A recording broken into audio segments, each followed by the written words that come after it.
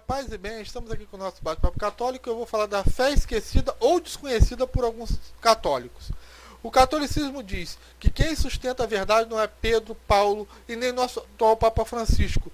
Quem sustenta a verdade é a Santa Madre Igreja, que contém a Sagrada Tradição e a Sagrada Escritura, que foi confiada pelos apóstolos e está na totalidade da Igreja, que é passada de geração por geração com a mesma autoridade. Então a autoridade que Pedro tinha lá atrás é a mesma de Francisco. Por isso a gente pode definir dogmas e ter uma fé sólida. Por isso que o católico ele acredita, por essa fé sólida, que Jesus Cristo é Deus, Jesus Cristo é o Senhor. Jesus Cristo não é Deus apenas quando convém. A gente não é levado satanicamente a acreditar que a gente, por ser templo do Espírito Santo, a gente é automaticamente uma igreja unitária. Que uma pessoa finita pode sustentar a verdade. Porque quando essa pessoa morre, acabou a verdade. E a fé se torna subjetiva. A gente não é como os protestantes que negam a sucessão apostólica. E assim eles negam a transmissão da autoridade e da verdade. Como garante a Igreja Católica. A Igreja Católica dá essa garantia. Nós temos a verdade. Nós sustentamos essa verdade pelos séculos e séculos. Através da sucessão apostólica. Para os protestantes, eles dizem que a Igreja é apenas um punhado de pessoas, provando que eles são intérpretes mentirosos da palavra. Como dizia São Cipriano, muito antes de Constantino. Eles esquecem convenientemente, esses anarquistas, de ler o capítulo todo, onde o próprio Jesus diz, no capítulo 18 de Mateus, versículo 15 ao 17, que a igreja é mais que um grupo de pessoas. Agora, vamos entrar no quinto evangelho. A gente vai partir do evangelho dos 4 e vamos ao quinto evangelho, que é a Terra Santa. Venha viajar comigo, meu irmão. Jesus, quando chega a Cesareia de Filipe, ele pergunta aos discípulos, quem é o Filho do Homem? Ele faz toda aquela pergunta que a gente já conhece. Quem é o Filho do Homem? Quem dizem que é? Quem diz que vocês são? E Pedro responde. Vocês conhecem essa história. Gente, Cesareia de Filipe é, dentro do território romano, é o local mais pagão que podia se ter naquela localidade. Lá tinha uma rocha dedicada aos deuses pagãos. Lá era tido como as portas do inferno. E estudiosos protestantes concordam com isso, que lá era conhecido como as portas do inferno. Era dedicado a Pan. Isso tem um significado muito profundo. Pan é o deus dos pastores e das ovelhas. E Jesus diz, eu sou bom pastor, eu sou o senhor das ovelhas, eu vou atrás da ovelha perdida e eu dou minha vida por elas. Então você percebe a diferença dos dois altares, o antagonismo, no sacrifício de Pan, na caverna que é os portões do inferno, ao anarquismo, a divisão da fé. Lá não se podia derramar sangue, então ninguém derrama o sangue pela causa, ninguém lá sofre. Já no sacrifício do altar de Cristo, a fé una, como está em Hebreus capítulo 9, versículo 17, onde é o sangue pelo perdão dos pecados, ao sacrifício, e daí saem os mártires. Perceber o antagonismo do vinho de Pan, que é Deus da orgia, do caos e da anarquia, e o vinho de Jesus Cristo, que é o monarca supremo, que vem com uma hierarquia, onde ele é o cabeça entre o céu e a terra, que Jesus Cristo é rei. Vocês perceberam essa diferença? É um simbolismo muito forte.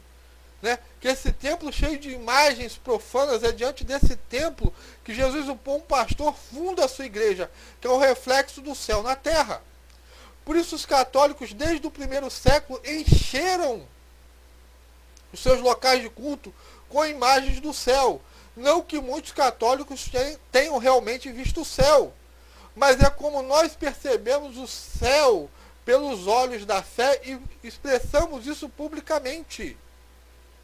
É só você entrar nesse sexto evangelho de Cristo. Aí já passou do quinto, vamos um pouquinho no sexto. E ler com seus próprios olhos, ver lá, Jesus Cristo é nosso Deus. Pedro, príncipe dos apóstolos. Paulo e Pedro intercedem por Vítor. Está no nosso sexto evangelho. E eu acho um absurdo enorme ter que ser uma mente tomada por Satanás, Dizer que esses católicos mártires, que morreram por não adorar falsos deuses, não sabiam a diferença entre Ísis e a Virgem Maria. Isso é um absurdo. É uma ofensa àqueles que deram a vida por Cristo. É prestar culto a Satanás. Mas voltemos ao quinto evangelho, voltemos ao Cesareia de Filipe. Jesus faz uma comparação entre a sua igreja e a igreja de Pan, a igreja dos pagãos, e pergunta aos apóstolos quem ele era, e Pedro responde. E não foi por acaso que Pedro respondeu isso, porque Jesus, desde que conheceu Pedro, está lá no Evangelho de João, chamou ele de Cefas, que quer dizer pedra. E Pedro não sabia quem era Jesus por qualquer coisa que ele tenha aprendido no Antigo Testamento. A Bíblia fala isso. Imagina se Pedro fosse adepto à sola Escritura. Ele faz isso por revelação divina. E o que Pedro fala? Tu és filho do Deus vivo. Olha, gente, dizer que é filho de Deus eu também posso dizer, você pode dizer. Mas qual o sentido do quinto evangelho aí? Que Jesus é Filho único de Deus, está lá no nosso credo. Crê em Jesus Cristo, Filho único de Deus, unigênito de Deus, igual em substância ao Pai. Jesus Cristo que é o nosso Senhor, nosso Deus. E assim como Pedro define Jesus, Jesus define Pedro. E termina aqui essa frase, meu irmão. Tu és Pedro, e sobre esta pé. Você conhece essa frase? Todo católico conhece. O que é pedra em aramaico? Cefas. Então Jesus diz, tu és Cefas, e sobre esta cefa, em oposição à cefa pagã, eu construirei minha igreja. Em Pedro está edificada a igreja, a pedra inaugural da igreja. Né? Então, você tem essa mudança de nome. Né? Como teve lá, Abraão e Jacó mudaram de nome. Deus muda o nome de Maria para cheia de graça. Ora, como Deus conhece Maria? A cheia de graça. Então, é prestar culto ao demônio e chamar Maria de desgraçada. Mas voltemos a Cesareia de Filipe. Onde Pedro, né, recebe de Jesus a autoridade de apacentar as ovelhas. Os protestantes, né, contra a sagrada tradição, né, veem nisso, que quando Jesus entrega as chaves para Pedro, eles dizem que as chaves é o Evangelho. Gente, não tem como ser mais antibíblico do que isso. Porque se eles realmente fossem seguidores da Bíblia, da palavra, eles iam ver que Jesus está fazendo referência ao quê? Isaías 22, versículo 20 ao 24. Onde diz que aquele que recebe as chaves será um pai e terá um trono na casa de Deus. Será um mordomo mor na realeza de Cristo. Mas é por quê? Porque os protestantes pensam que a igreja é uma democracia e não uma monarquia e não vê Cristo como rei, como nós católicos. Então o que eles fazem? Eles negam a realeza de Cristo. E por isso que eles negam que Maria é rainha de todas as gerações, proclamada bem-aventurada. Porque a Bíblia fala, é a mãe do monarca que recebe o título de rainha. E não adianta você mostrar referência bíblica para aqueles que têm Jesus apenas como Senhor e Rei apenas quando convém. Esse Jesus soberano rei que diz que as portas do inferno, representadas pelo templo de Pan, como era conhecido na época, não prevaleceriam sobre a sua igreja. E Jesus sabia que é para o Pai. E ele entrega as chaves para Pedro. E como eu disse, manda ele apacentar as suas ovelhas. Ele ali nomeia de forma clara o seu vice-pastor, o seu mordomo-mor, seu representante da terra. Aquele que sentaria no trono e que seria um pai para os filhos da igreja. Isso dentro da mentalidade judaica. Dentro da mentalidade monárquica. E quando o mordomo-mor morria, em seu lugar entrava outro. Até aquela dinastia acabar. Ora, como a dinastia de Cristo é para sempre, o cargo tinha que ser passado adiante.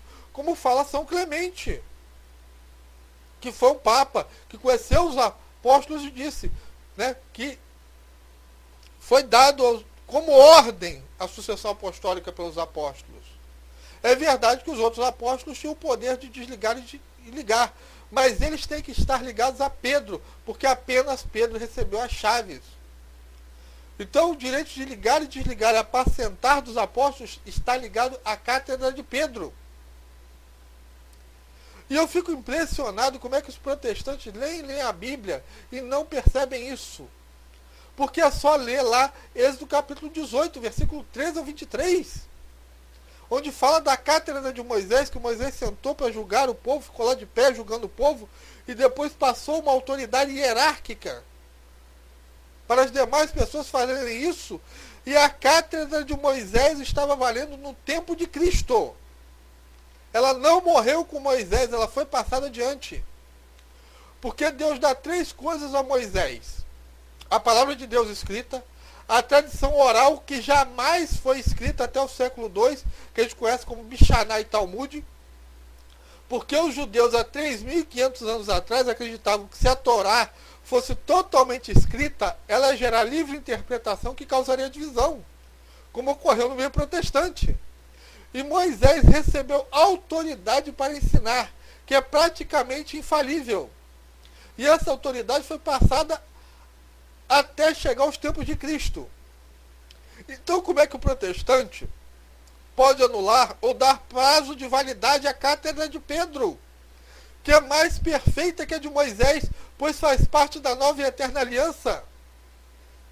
Quer dizer, é ser totalmente contra Cristo negar a cátedra de Pedro. E não fomos nós católicos que inventamos isso, foi Cristo, quando ele cria a sua igreja.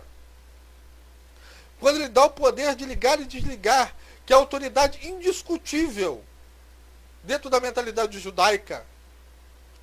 Então, assim como, né, Esaú perdeu os seus direitos para Jacó por não ter dado valor ao que tinha, os judeus fizeram muito pior, desprezando Cristo. Então nós, católicos, herdamos a cátedra de Moisés. A cátedra que Francisco senta hoje tem 3.500 anos, meu irmão, que vem dessa herança.